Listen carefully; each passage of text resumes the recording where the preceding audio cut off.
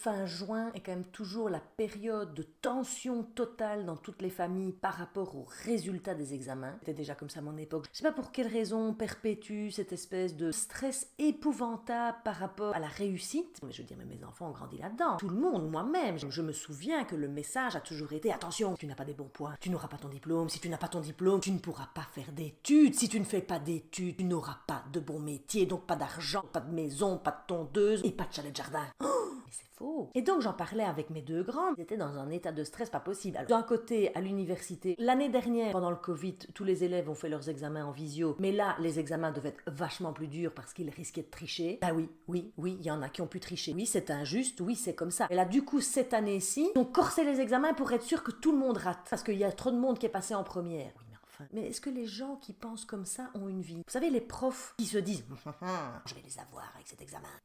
Ou ceux qui font, alors là, s'il y en a qui réussissent la question 3 et 4, non, mais moi je suis pour l'exigence.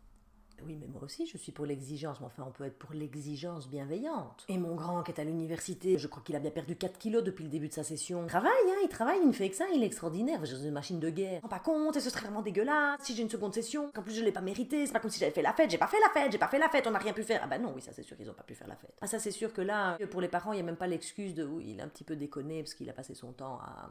Non. À un moment donné, on peut peut-être se rendre compte qu'un système est obsolète. L'enseignement en Belgique aujourd'hui, c'est un peu comme si tout le monde était passé aux clés USB. Ah, mais dans l'enseignement belge, on est toujours avec les disquettes. J'entends bien qu'il y a des gens qui veulent faire évoluer les choses. Ah bah ils sont comme Don Quichotte et Sancho Panza en train de se battre contre des moulins. Hein. Bah, les vieux moulins pas très modernes qui sont pas bien huilés, avant de les faire tourner de manière fluide, c'est un combat. Si vous saviez le nombre de fois où mes enfants reviennent, j'ai vu leur cours, je leur ai fait réciter, ils connaissent la matière. Vous arrivez à l'examen, les questions n'ont rien à voir. Il y a même des questions sur des sujets non vus. Et les profs vous disent « Oui, mais c'est pour tester sa culture générale. » Oui, d'accord, c'est pour tester sa culture générale, mais enfin, on parle d'un adolescent de 14-15 ans. On n'est pas dans les 12 coups de midi avec Jean-Luc Reichmann. Puis alors, je ne sais pas si vous avez le cas aussi, mais moi, je vais régulièrement voir les examens de mes enfants par après avec eux, pour essayer de comprendre où sont leurs fautes. Il y a des profs, genre vous allez voir un examen, et vous faites « Vous avez mis 1 sur 10 pour sa synthèse. Mais pourquoi ?» Et le prof fait « Ça, c'est parce que quand je corrige les examens, voilà, je n'annote pas. Vous savez, il y a très peu de gens qui viennent voir leurs examens. » Oui, d'accord, mais c'est pas parce qu'il y a très peu de gens qui viennent voir leurs examens qu'on ne peut pas comprendre pourquoi il y a 1 sur 10 en synthèse. Parce que là, enfin, je veux dire, moi je suis une ancienne prof de français, je la lis la synthèse, ça va. Je ne dis pas qu'elle mérite 9, mais pas 1 sur 10. Oui, mais bon, ça c'est parce qu'en fait, il manquait des critères. Mais des critères, c'est noté où? Oui, mais les élèves le savent. Je dis les élèves le savent, c'est noté dans l'énoncé. Non, mais ils le savent. Justement pour tester leur manière de répondre. Et là, je vois, vous voyez, manque de maturité. Je dis, ok, donc 1 sur 10 pour un manque de maturité, pour réaliser une synthèse pour laquelle il n'y a pas les consignes claires, c'est ça. Oui, c'est ça. Ah oui, pardon, je n'avais pas compris le concept. Oui. Alors, un autre prof. Dans votre examen de géographie, vous mettez une cote sur 10 pour l'orthographe. Vous savez, madame, l'orthographe est très importante. Ah, je dis oui, on est bien d'accord. Mais est-ce que les élèves pouvaient avoir un dictionnaire avec eux? Ah non, parce que vous savez, sinon ils mettent des copions dedans. Oui, mais enfin, je veux dire, on ne peut pas mettre une cote à l'examen de géographie pour de l'orthographe si les élèves n'ont pas les outils. Ah ben, ils doivent le savoir d'eux-mêmes.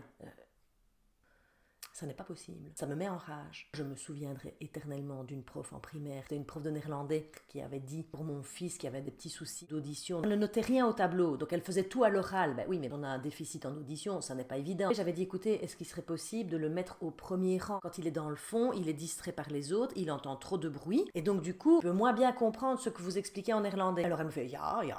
La semaine suivante, mon fils rentre de l'école, il me dit, je suis toujours derrière, je suis toujours derrière. Je retourne voir la prof, je dis, écoutez, est-ce que c'est compliqué pour vous peut-être de changer les places dans la classe là. Et là elle me fait non mais j'ai réfléchi tu sais madame, en fait c'est important pour l'enfant d'apprendre à travailler avec la bruit. Je dis je vous explique qu'il a un déficit auditif, c'est simplement tenir compte de ce petit déficit et le mettre devant. Oui mais c'est compliqué de changer le plan de la classe, hein, c'est pour toute l'année. Et là on a juste envie de faire. Et votre formation en psychorigidité, vous l'avez reçue gratuitement dans un kinder? Enfin bon, je passe mon temps à m'exciter sur ce genre de trucs parce que je vois mes enfants, nos enfants sont dans une espèce de situation, ils vivent leurs examens genre comme ça. Alors déjà, ils ont déjà pas eu une année normale du tout. C'est comme l'athlète. L'athlète, si on l'entraîne pour courir le 100 mètres, on l'entraîne pour courir le 100 mètres, il doit en effet faire un résultat au 100 mètres. On est bien d'accord. Enfin, de un, s'il ne fait pas son résultat, on ne le fait pas passer pour un débile. Et deuxièmement, on lui demande pas de faire un 400 mètres et, alors qu'en fait, on l'a coché pour du sprint.